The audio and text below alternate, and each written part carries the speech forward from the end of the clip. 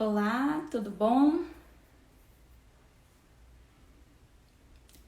Vamos começando. Oi, Alexandre. Bem-vindos. Oi, Luiz Fernando. Oi, Isa. Que legal, todo mundo aqui. Deixa eu ver se o nosso convidado já entrou aqui. Ainda não tô vendo o nosso convidado. Oi, Rafa. Oi, Lisboa.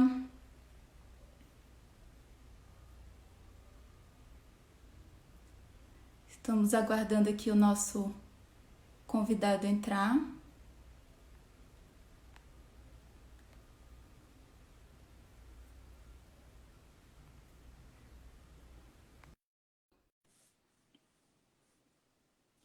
Vamos lá, gente. Obrigada pela presença. Oi, Peptone. Olá, tudo bom? Tudo bom? E você? Tudo jóia. Estou só organizando aqui, porque tem que ser pelo celular, né? Não pode ser pelo Note. Não dá. Tem que ser pelo celular mesmo. Não, Mas tá. perfeito. Agora deu certo aqui. Oi, Amanda. Acabou de entrar aqui também. O pessoal tá entrando. Dá esse tempinho para o pessoal entrar. Primeiro, eu quero agradecer a disponibilidade e a atenção que você teve com a gente para participar. Eu sei que a sua agenda está super corrida e mesmo assim você arrumou um espacinho para participar aqui da nossa terceira live. Meu nome é Ângela, sou diretora de Relações Institucionais da Abracel e hoje a gente está com a nossa live com um convidado super especial, que é o diretor-geral da ANEEL, Peptone. Peptone, eu não imagino como é que está a sua quarentena, mas eu tenho certeza que você não está entediado, né? Não, de fato, os dias estão intensos, viu, Ângela? Tá bem intenso aqui. De tédio a gente não passa. Tédio a gente não é o que a gente não passa. Imagino. Tony, enquanto o pessoal está entrando, você dispensa apresentações, muito conhecido no setor, mas eu queria que, para esse comecinho, você contasse um pouquinho da sua trajetória. Você que sempre foi um diretor muito próximo do mercado, foi o primeiro diretor-geral da ANEEL que esteve com a gente lá no Encontro Nó do Mercado Livre. Então, eu queria que você contasse um pouquinho aí da sua trajetória, pode ser? Pode ser, claro. De fato, eu fiquei surpreendido.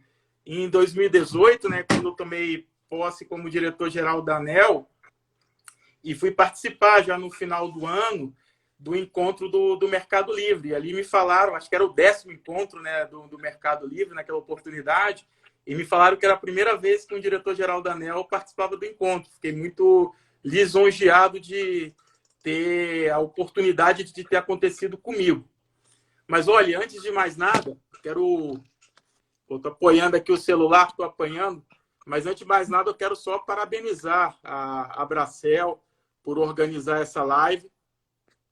Cumprimentar você, Ângela, pela oportunidade que estamos tendo. Saudar o nosso presidente do Conselho, o Ricardo Lisboa. Saudar também o presidente executivo, o Reginaldo Medeiros. E meu caloroso abraço, meu caloroso boa tarde para todos que estão logados aqui na live. Mas, olha, vou falar um pouquinho aqui da minha trajetória. Eu me criei dentro de uma usina hidrelétrica. Meu pai era do setor. Então, eu já nasci tendo na veia, né, o sangue do setor elétrico. Me criei dentro da usina hidrelétrica no canteiro de obras da usina hidrelétrica de Baubina. Meu pai era do setor elétrico também, era da Eletronorte. Então, desde criança, eu vivencio o setor elétrico. Para quem não sabe, né, então eu sou barrageiro mesmo. Tanto é que isso me influenciou até na minha escolha profissional. Que quando saindo de Baubina, que foi o tempo de construção da usina, eu fui fazer universidade, vim para Brasília. Brasília é a sede da Eletronorte, né? Meu pai veio naquela oportunidade, então, para a sede da Eletronorte, saindo da regional de Manaus. E foi na época que eu estava para entrar na universidade. Então, fiz vestibular, fiz engenharia civil na Universidade de Brasília, na UNB. Depois me especializei em geotecnia. E assim que eu me formei, eu fui trabalhar na Temag. Temag, para quem não sabe, era uma das grandes consultoras na época dos anos 80, dos anos 90 e também dos anos 2000 de usinas hidrelétricas, de barragem. Então, trabalhei intensamente em projetos de inventário, viabilidade, projeto executivo de barragens. A última que a gente trabalhou, que eu me lembro bem, foi o projeto executivo da usina de Lajeado, aqui no Tocantins. Aí eu fiz estágio na Temag, né? Fiquei entre estagiário e engenheiro júnior, fiquei 5 anos na Temag, e logo após sair da Temag, então, eu ingressei na ANEEL. Então, a ANEEL praticamente foi meu primeiro emprego, que eu fiquei mais tempo como estagiário na Temag do que como engenheiro júnior. Mas como engenheiro mesmo, eu fiquei um pouco mais de 1 ano na Temag. Aí eu O entrei Fred na trabalhou ANEEL. na Temag, né? O nosso Frederico Rodrigues da Abracel, ele trabalhou na Temag também. Exato, eu trabalhei junto com o Frederico Rodrigues, fomos contemporâneos de Temag. Eu trabalhava na geotecnia e o Frederico Rodrigues na hidráulica. O Frederico Rodrigues era especialista lá em turbina, fazer cálculo de turbina, tudo, e a gente ficava com a parte de obras de terra, das barragens, dos estudos de viabilidade, estudo de viabilidade, estudo de estabilidade das barragens de terra, a questão da região do abraço, da própria barragem de concreto. Então, nós somos contemporâneos da Temag aqui em Brasília, trabalhei com o Frederico Rodrigues. Aí depois, logo em seguida, eu fui para a ANEEL. E o Frederico Rodrigues também foi para a ANEEL. Então, eu fui primeiro para a área na ANEEL, ainda continua a superintendência de concessão de geração. Então, eu fiquei ali, assumi a coordenação de outorgas de autorização, que a superintendência era dividida em 2 coordenações, uma de concessão e outra de autorização. E a autorização era as usinas renováveis, né? Naquela época era o projeto do PPT, as grandes termoelétricas, para a gente fazer frente ao racionamento, e depois as usinas renováveis, que tinha muita na época PCH, ainda não era o boom da solar, naquela época não se falava em solar, mas era PCH e o começo também das usinas eólicas. Tinham poucas eólicas na época. Então, o negócio naquela época era PCH e poucas eólicas. Fiquei um tempo lá e, na sequência, eu fui para a Superintendência de Estudos Econômicos do Mercado, a antiga SEM, que, na época, o superintendente, eu acho que até membro da Abracel também, era o Edivaldo Santana, que depois veio a ser diretor da ANEEL também. Hoje ele está numa comercializadora, né? Está na Electro. Exato.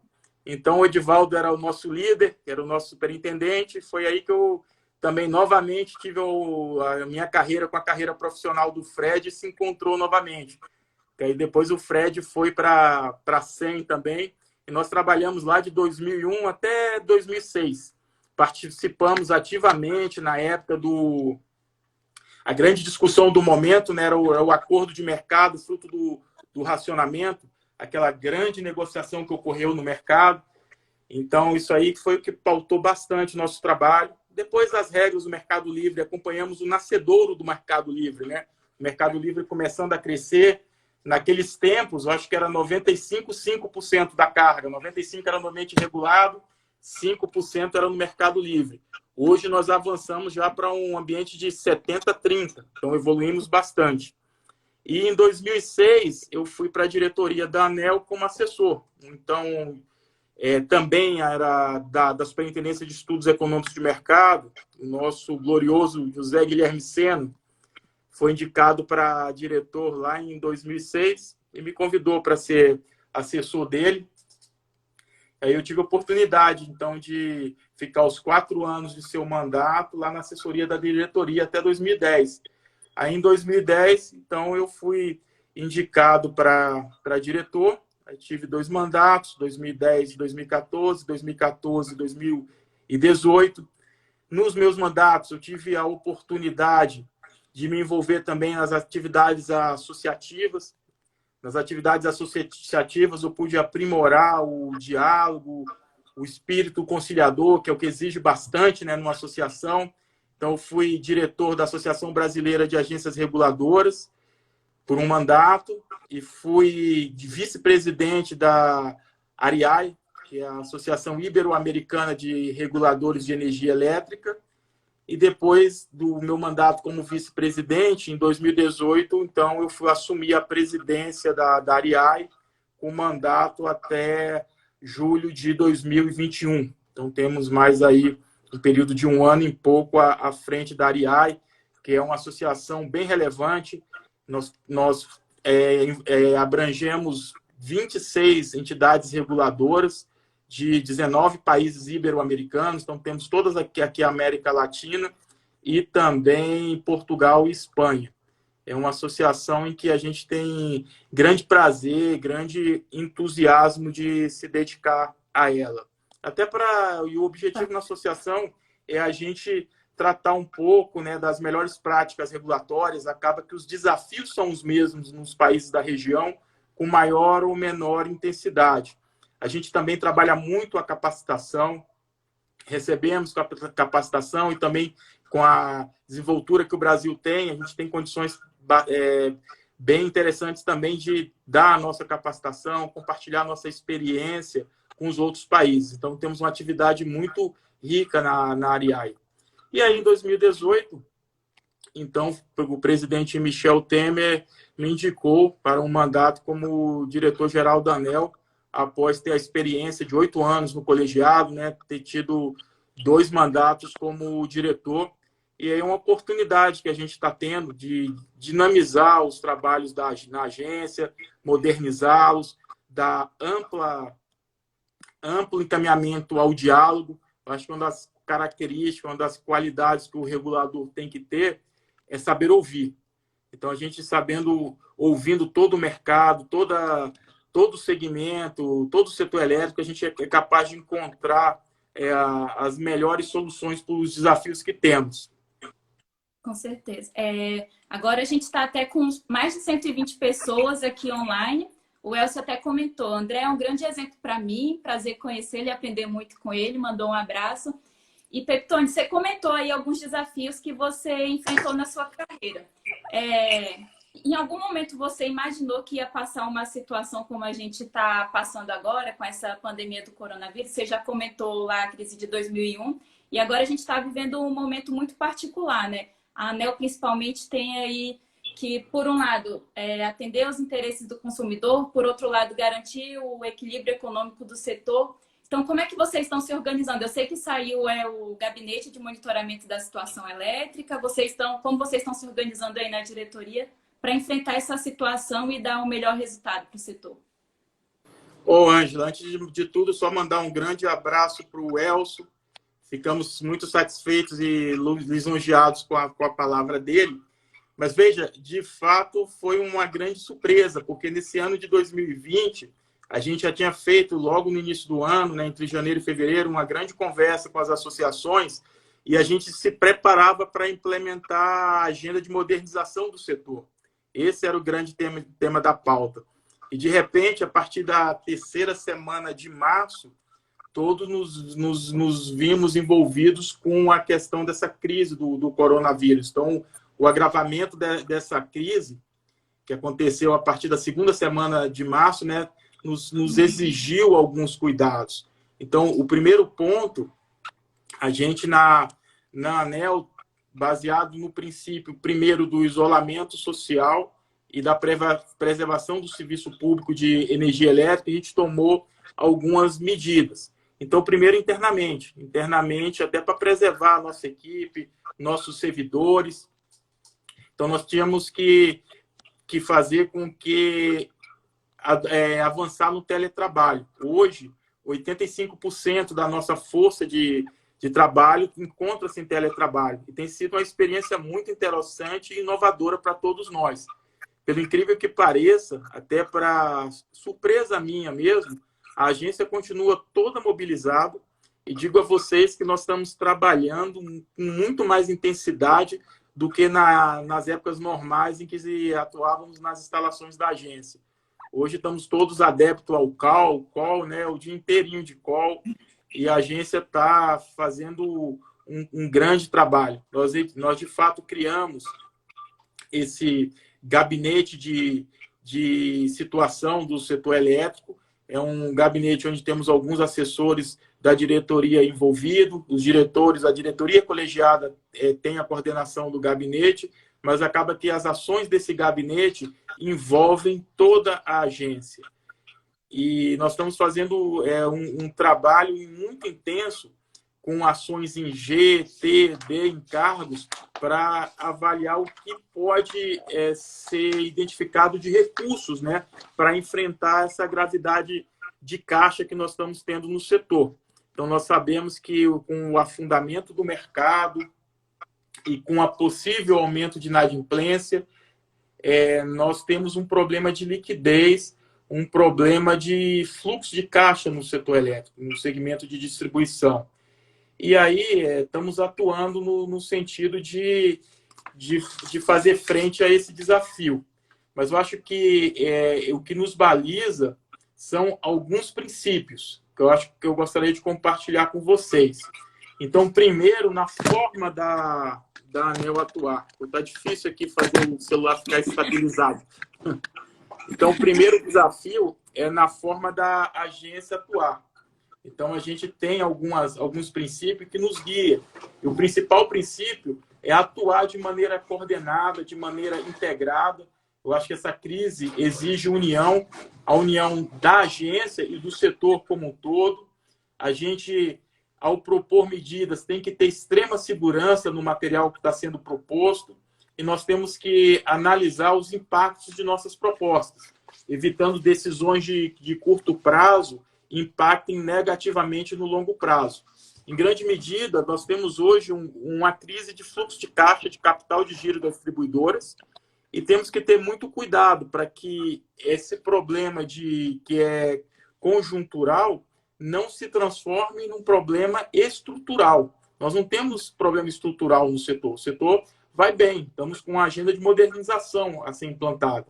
Entretanto, temos que ter muito cuidado nesse sentido, por isso que as medidas exigem segurança. E nós também temos que... É um momento de muita pressão, né? Esse ambiente de negociação que estamos vivendo. Então, nós temos que direcionar todos os nossos esforços a fim de que essas pressões, nessas negociações, a gente consiga extrair um máximo de ganho global nela, ou seja, o mínimo de perdas. Outro ponto importante que eu gostaria de destacar é que a agência está buscando ouvir todo o setor. Então, nós já tivemos reuniões com a diretoria e todo o time da ANEEL com todo o setor, com o segmento de geração, com o segmento de distribuição, com o segmento de transmissão e também com o segmento de comercialização. Nós nos reunimos também com a Abracel. Por isso que digo que nossos dias têm sido intensos. A agência tem trabalhado bastante e, ao ouvir todos esses segmentos, a proposta de cada segmento, nós nos debruçamos bastante, com muita intensidade no gabinete de situação que foi instituído e até para avaliar essas medidas. E, fruto desse trabalho, nós estamos lançando hoje uma nota técnica que apresenta um overview, né, do que nós tivemos nas nossas conversas. E nessa nota técnica, na realidade, a gente apresenta um portfólio de ações que possam vir a ser tomadas. Então, a princípio, nós não estamos identificando nenhuma ação a ser tomada. Ou seja, nós também temos o entendimento que não existe uma ação única que vai resolver o problema. Ou seja, nós temos que identificar uma série de iniciativas e será um conjunto de iniciativas de maneira concomitante que vai nos ajudar a suplantar esse desafio. Então, nessa nota técnica que deve estar ao ar no site da ANEEL, a gente apresenta todo esse portfólio, posso falar, todo esse cardápio, né? Todo esse menu que extraímos das conversas com o setor elétrico. Aí agora vamos começar a aprofundar esses estudos. Mas temos medidas. O principal ponto também, como disse, nós somos balizados por princípios. Então, nós vamos avaliar essas ações dentro de alguns princípios que eu quero compartilhar com vocês. O principal princípio nosso é a continuidade do serviço e das instalações no segmento de energia elétrica. e, por enquanto, apesar desse momento crítico que estamos vivendo, isso está indo bem. Nós não estamos tendo problema de suprimento. No ponto de vista do setor, de um overview do setor elétrico, diferente do que aconteceu em 2014, ou então lá em 2001, em que faltou geração, hoje em dia a situação está muito confortável. Nós estamos avançando bem com a geração, os reservatórios estão se recuperando. Temos desafios só na região sul, né? A região sul, assim como em 2001, ao contrário do Brasil que estava em racionamento, a região sul estava vertendo. Hoje, nós temos um Brasil bem confortável, porém a região sul com dificuldade no cenário hidrológico.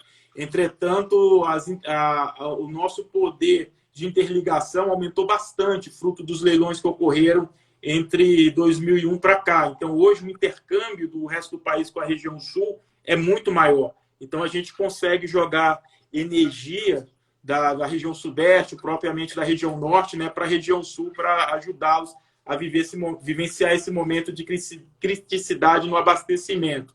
Mas no restante do país, a região nordeste mesmo, os níveis dos reservatórios retomaram o patamar que nunca se viu antes. Acho que o patamar de 2009, 2008.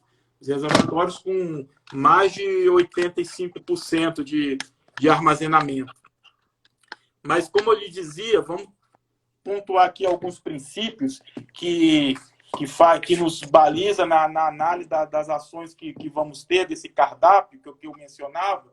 Entre os principais princípios que a gente tem, então, como eu dizia, primeiro é essa questão da continuidade do serviço. Isso é fundamental, a gente manter tranquilidade no serviço de energia elétrica. Temos uma precaução muito grande com a tarifa que é paga pelo consumidor. O órgão regulador, eu acho que é o órgão que tem que se expressar essa preocupação com a tarifa. Nós não podemos incorrer em erros que aconteceu no passado, em que aconteceu um tarifaço subsequente, né? Que foi o caso ficou bem maculado o caso do ano de 2014. Exatamente. Então, a gente aprende com a experiência do passado, até para aprimorar essas ações no futuro. Então, acho que todo o governo, o próprio ministro Bento, tem conversado nesses dias com muita intensidade com ele, e sempre externa também essa preocupação com a solução e o impacto disso na tarifa de energia. Eu acho que é uma preocupação presente em todos nós. E o ministro, em toda a conversa que tenho com ele, ele sempre pontua essa preocupação. E nós temos que buscar uma solução de maior convergência possível. E uma solução também que mitigue riscos jurídicos. E o principal que a gente tem que observar, na minha perspectiva, Ângela, é o seguinte, é o respeito aos contratos. Nós hoje temos um setor sólido, muito bem constituído, um setor em que estamos dando total vazão aos investimentos. Vocês têm observado nos últimos anos total sucesso nos leilões de geração e transmissão, grande nível de deságio. Isso por quê? Porque temos um setor elétrico em que o ambiente de negócios é seguro. E eu acho que um grande desafio para as instituições públicas, tanto para o Ministério de Minas e Energia como para a ANEEL, é a gente preservar, nas medidas que vierem a ser tomadas, essa solidez no setor elétrico brasileiro. E essa solidez é caracterizada pelo nosso CCAR. O sistema elétrico ele foi construído com base em contratos que têm seu equilíbrio assegurado. E se esse equilíbrio não fosse assegurado como ele certamente as tarifas seriam muito mais altas. Por quê? Porque tanto o custo do capital próprio como o custo do capital de terceiro, eles seriam mais altos e isso ia se refletir nas tarifas. Então, nós temos que sempre, ao aventar encaminhamentos, soluções, temos que sempre ter isso em mente e estar sempre observando esse respeito aos contratos. Os contratos do nosso CCAR, que é a base da segurança do setor, ele tem um valor intrínseco e ele é classificado pelas agências de risco como AAA. É um contrato, então, de total segurança e, com isso, os juros são mais baixos, né? Fruto dessa segurança.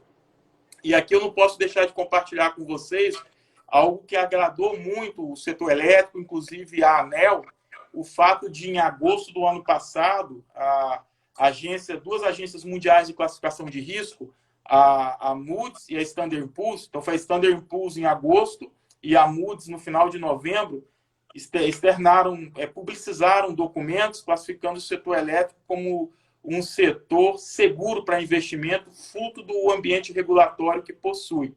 Então, dos nossos setores de serviços públicos concedidos, o setor elétrico é um que tem uma regulação muito forte, uma regulação muito presente e uma regulação onde é notória e reconhecida a segurança para que as transações possam acontecer.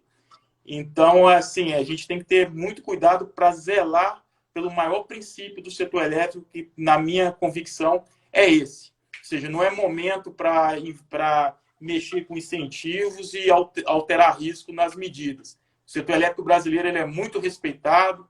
Como disse, temos uma regulação robusta e esse é um dos maiores patrimônios que nós temos e que cabe a nós, Ângela, todos nós, zelar por esse patrimônio.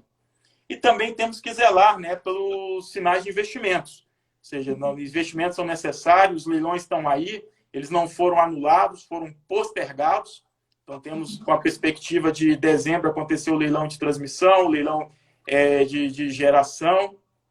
Outro princípio importante, até falando aqui na Casa da Comercialização, na Abracel, é no que diz respeito à correta alocação de risco e de custo. Ou seja, as medidas que vierem a ser tomadas para o mercado regulado, em função dessa crise de fluxo de caixa, de capital de giro, vivenciada pelas distribuidoras que todos nós reconhecemos, não podem impactar o mercado livre.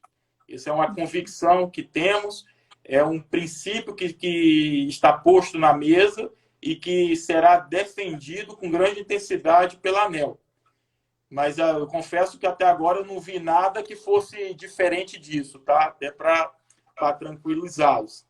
A crise vai passar e o setor elétrico remanesce. Então, a gente continua tendo a necessidade de ter um ambiente seguro. Como disse, não podemos transformar um problema conjuntural, um problema agora de fluxo de caixa, em um problema estrutural do setor.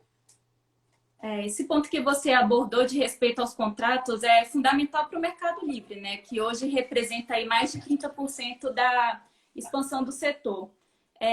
Você disse que essa nota técnica vai estar disponível no site do Ministério hoje, né? Não, no site da ANEEL. No site da ANEEL. Então, o pessoal já deve estar no site da ANEEL dando F5 desde então. Mas, assim, tem alguma outra questão que a nota técnica está abordando? Então, como eu disse a você, essa nota técnica, ela aborda esse menu, esse cardápio de ação. Nós temos a edição da MP 950 pelo governo e que permite a realização de uma operação de empréstimo e justamente para fazer frente a esse momento de dificuldade das distribuidoras e até uma medida necessária, na nossa convicção, pelo fato de entender que devemos concentrar as ações no segmento de distribuição e preservar o fluxo de caixa do setor. Mas quando eu digo preservar o fluxo de caixa do setor, não significa dizer que todos estão inertes. Então, ou seja, a solução para sairmos dessa crise, ela deve exigir um pouco de cada segmento, da distribuição, da transmissão e também da geração. Travou para todo mundo aí também? Opa, voltei. Um pouquinho. Porque como é no celular, né, entrou uma ligação aqui.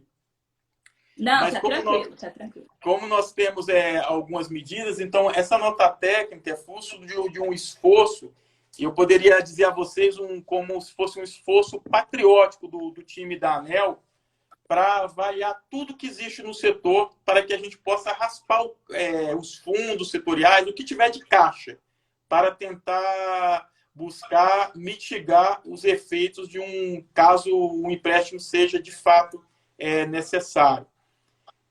Então, a gente começou com esse trabalho. O primeiro ponto identificado foi o fundo, né, da conta surplus lá da CCE, em que se tinha 2 bilhões de reais parado.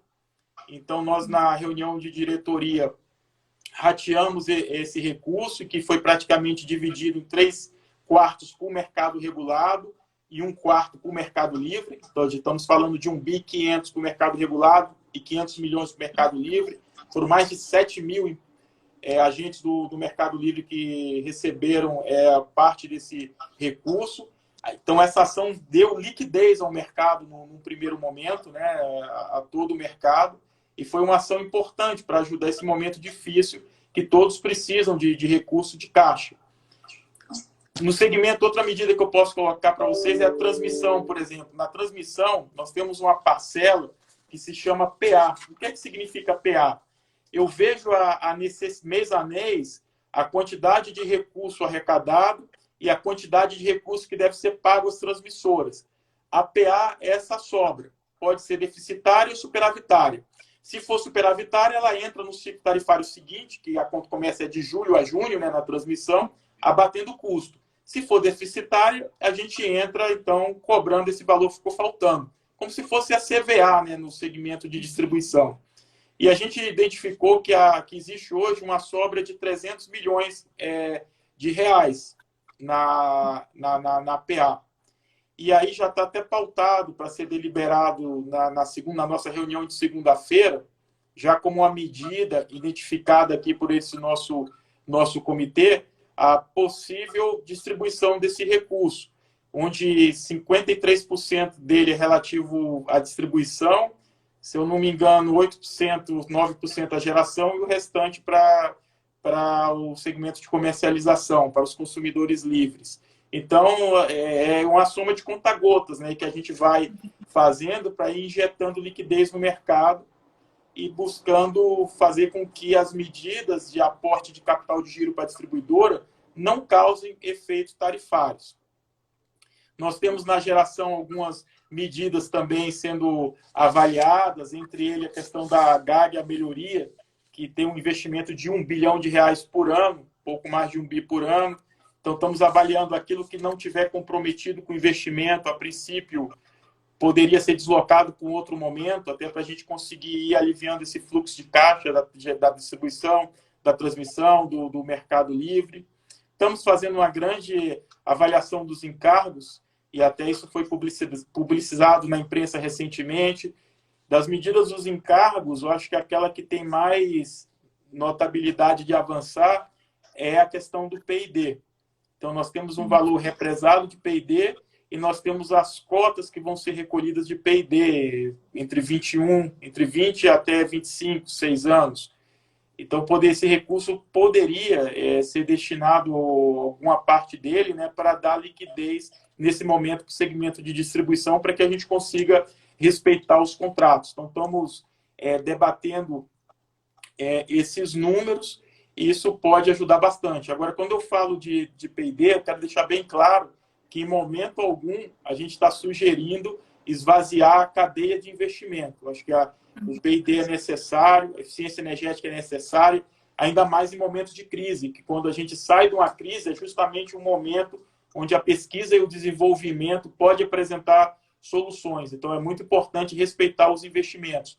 Mas a gente sabe que se a gente fizer o fluxo de caixa hoje normal, o valor arrecadado está maior do corrente que vem sendo praticado.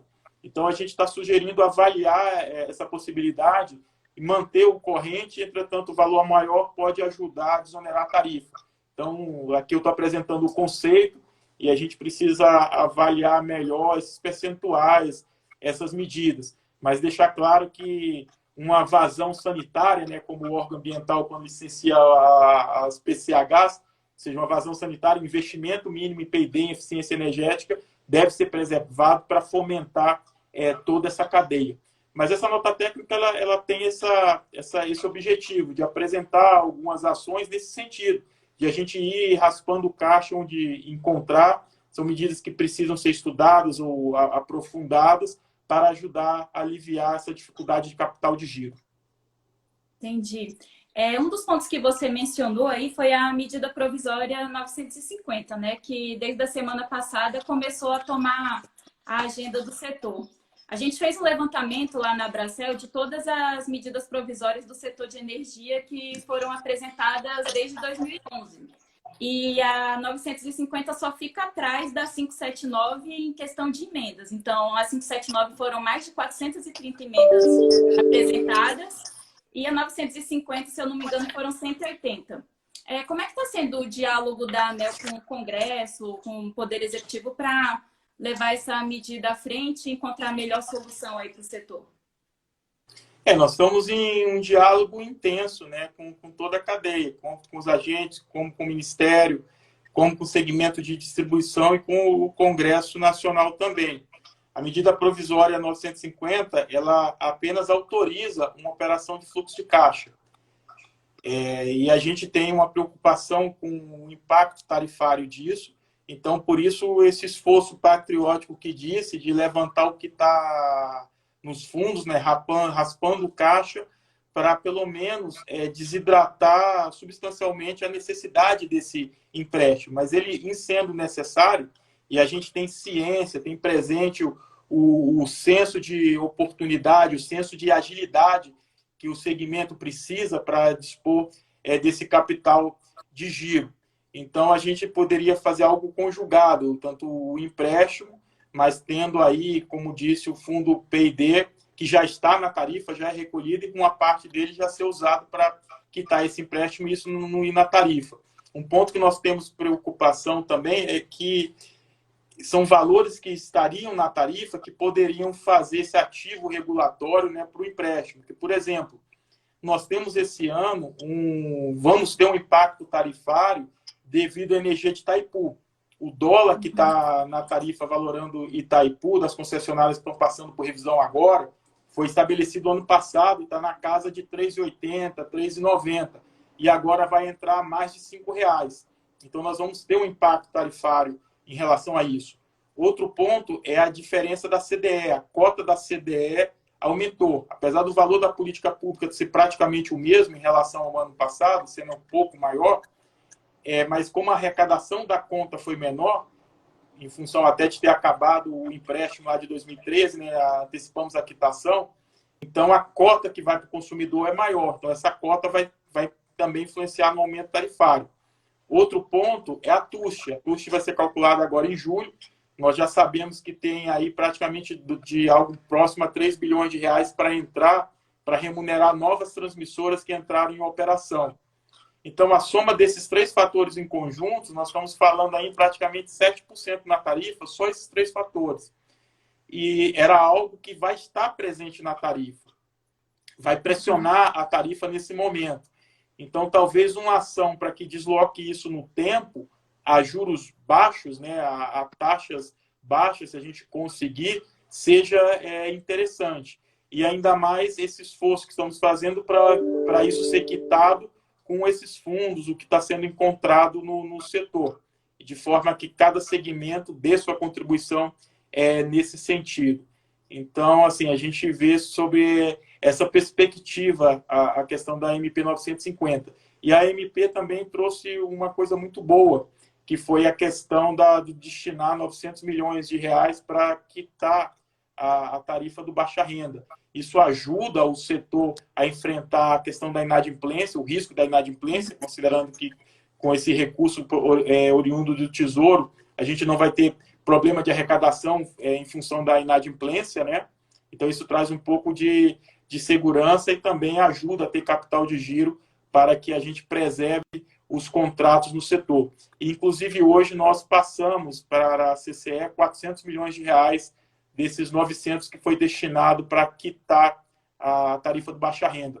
O baixa renda é subsidiado, então nós temos aquela categoria de 0 a 30, de 30 a 100, de 100 a 220 tem um subsídio, e a parte paga, que não é subsidiada hoje, ela atinge praticamente 9 milhões e 100 mil consumidores. E essa parte paga tem praticamente em grandes números, representa 350 milhões de reais mês. Então, com esse empréstimo, a gente vai conseguir anular, zerar essa parte paga do baixa renda, favorecendo, né, pessoas que têm necessidade. Eu acho que as medidas vão ao encontro desse objetivo, num primeiro momento, a facilitar, né, dar alguma assistência a essas pessoas mais carentes da nossa população. Então, todos que se beneficiaram desse comando da MP são pessoas que estão inscritas em programas assistencialistas do governo. Estamos falando de mais de 9 milhões e 100 mil pessoas, e grande parte deles localizada na região Nordeste, no país. E lembrando que o estado do Maranhão é o estado que tem a maior quantidade percentual de baixa renda do país. Legal. Peptone, você acabou comentando que vocês elencaram uma série de opções nessa nota técnica. Se a gente pensar no cenário que todas essas opções fossem adotadas, assim, a gente vai raspar o cofrinho. Ainda assim, seria necessário fazer esse empréstimo? Pois é, esse esforço que estamos fazendo é justamente nesse sentido. Tem algumas medidas que é de curto prazo, outras medidas que são de médio prazo, mas na minha perspectiva, eu acho que a gente consegue desidratar o empréstimo. Quando eu falo desidratar, é minorar o impacto tarifário futuro. Mas mesmo assim, eu acho que o empréstimo, na minha perspectiva, ele pode ser necessário, ele vai ser necessário sim. Certinho. Agora, pensando aqui um pouco na agenda do setor, a gente falou aí da medida provisória e você já acabou comentando do projeto da reforma setorial, né? O PLS 232. A Abracel acompanhou a votação lá na Comissão de Infraestrutura e a gente ficou muito feliz de ter o apoio de toda a diretoria da ANEEL e do ministro Bento, que estiveram lá no dia da votação. E assim, a gente está enfrentando uma nova crise, mas as ferramentas que a gente está tentando combater ainda são antigas, porque a gente não conseguiu aprovar essa agenda. Agora, nesse cenário de pandemia, realmente a agenda do Congresso foi tomada, foi atropelada, mas eu queria saber como é que você enxerga assim, uma perspectiva de ver o projeto de lei 232 da reforma caminhando ainda em 2020. Nós temos esse é o grande salto, né, de modernização do setor. Entretanto, fomos todos tomados, inclusive o Congresso Nacional, não resta dúvida que deu um freio, né, num movimento natural que estava acontecendo. Agora estamos todos concentrados nessa medida para enfrentar a crise do Covid. Mas essa agenda de modernização é essa, e assim que a gente conseguir estruturar essas medidas do setor para trazer capital de giro, trazer liquidez, preservando os contratos, que é fundamental, a gente com certeza vai conseguir voltar a destinar atenção às medidas de modernização. Eu confesso que na Agência Nacional de Energia Elétrica hoje está todo mundo envolvido, toda a nossa equipe, nossa área de regulação, toda envolvida nas medidas do Covid. Então, tivemos um grande esforço da agência para editar essa nota técnica. Digo a você que foi um trabalho que envolveu toda a agência, envolveu toda a diretoria, as áreas técnicas. Acho que é um trabalho verdadeiramente de colegiado, um esforço conjunto, de união de toda a nossa equipe, que se faz importante nesse momento para a gente conseguir enfrentar.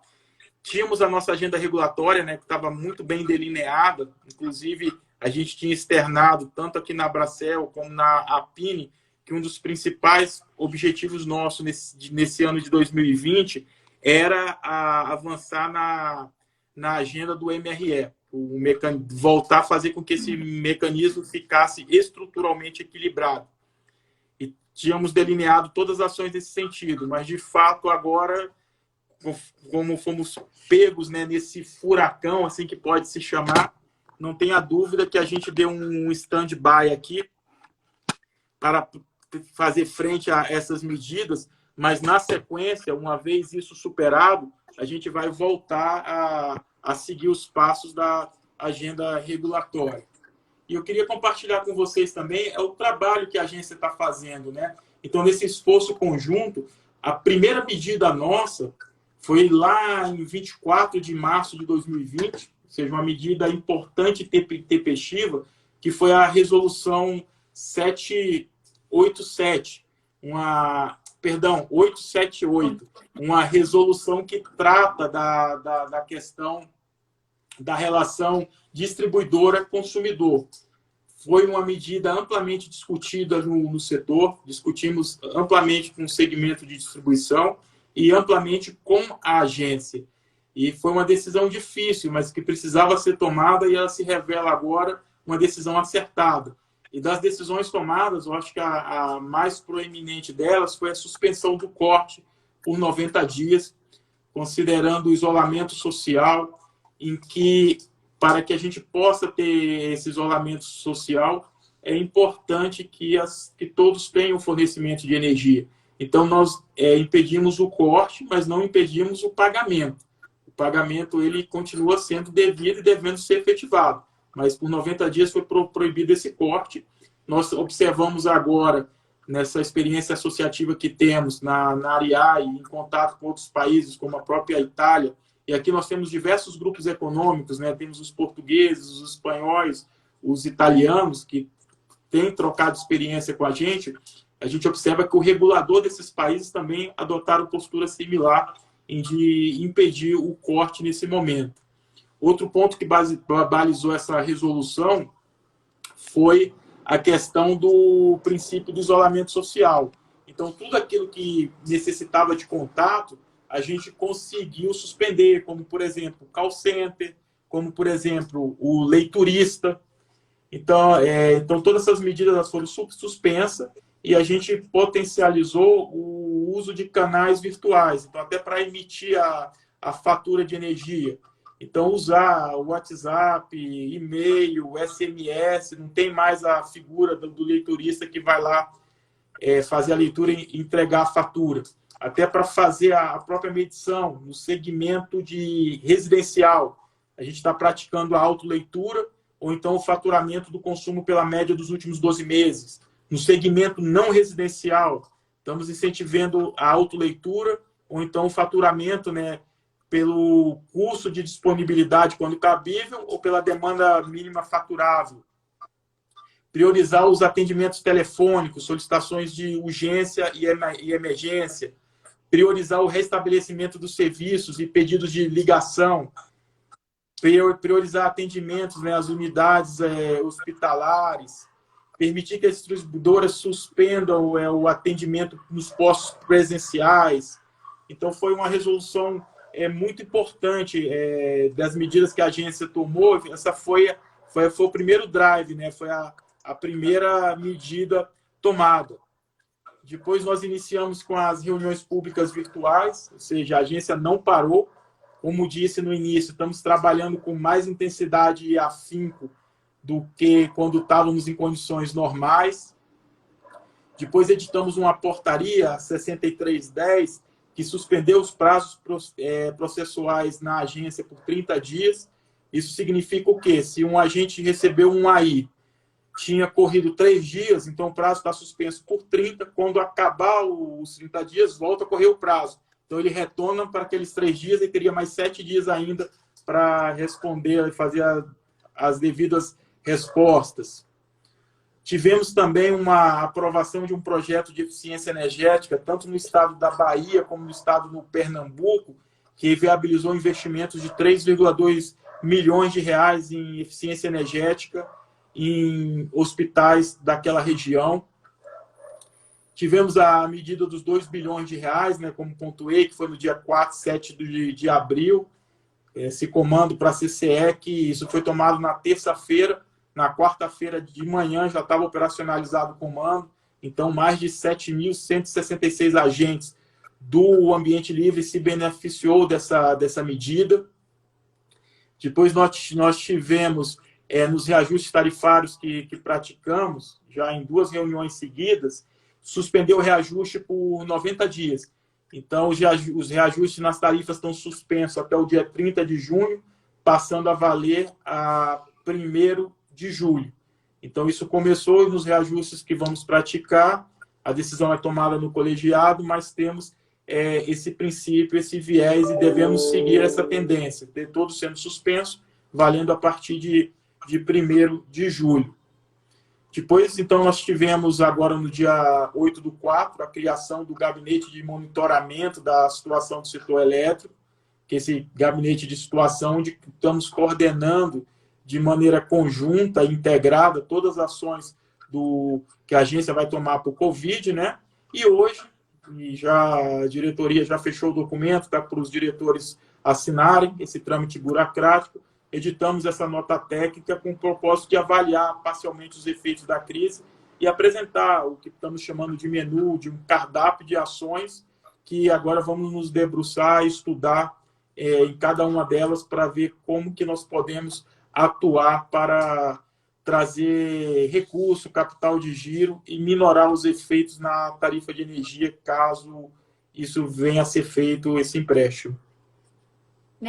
Pepitone, assim, muitas medidas estão sendo tomadas para combater aqui os problemas de curto prazo, mas ainda tem uma grande dúvida sobre os efeitos de longo prazo dessa crise, né? A gente tem um problema recorrente no setor, que é de sobrecontratação e subcontratação das distribuidoras. E a gente imagina assim, caso a reforma tivesse sido aprovada, a ANEEL teria melhores instrumentos para lidar com essa situação, né? Como é que você enxerga esse ponto? Ângela, veja só, a gente está dividindo essas ações em duas perspectivas. Primeiro, nós temos um problema financeiro, que são as ações de curto prazo. E depois nós temos um problema econômico, que é o equilíbrio econômico-financeiro da concessão, que seria um problema de médio prazo.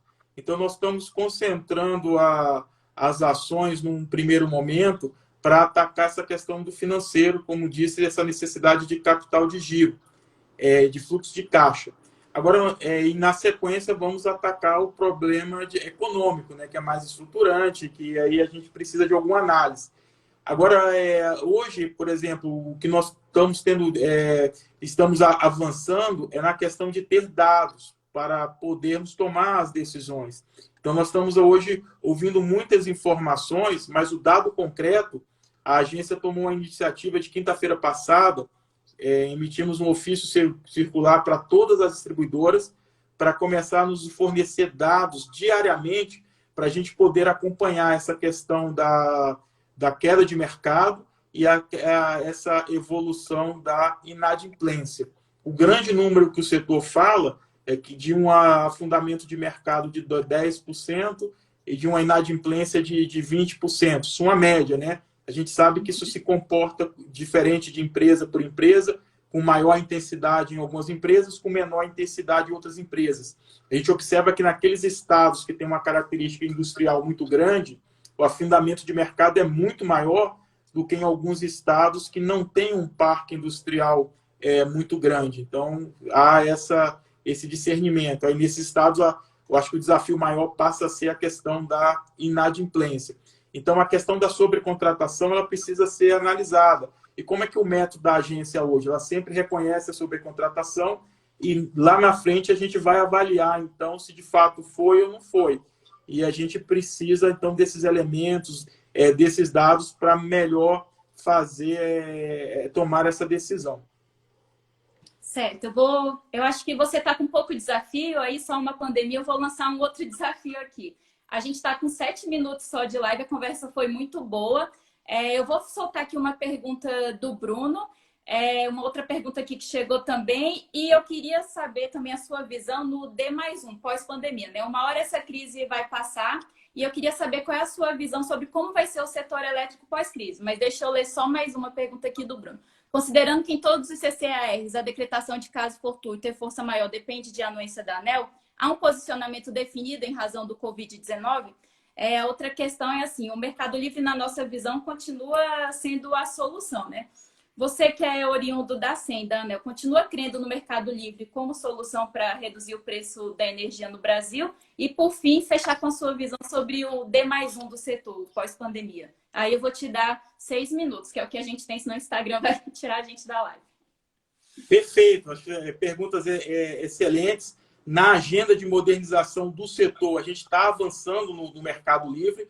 Observem que, após um esforço muito grande no ano de 2018, inclusive foi no evento da Abracel, lá na Bahia, em que, no momento que estava no painel, nós recebemos o ofício do Ministério de Minas e Energia, fazendo até naquela oportunidade, eu tive a chance de compartilhar com todos ali online.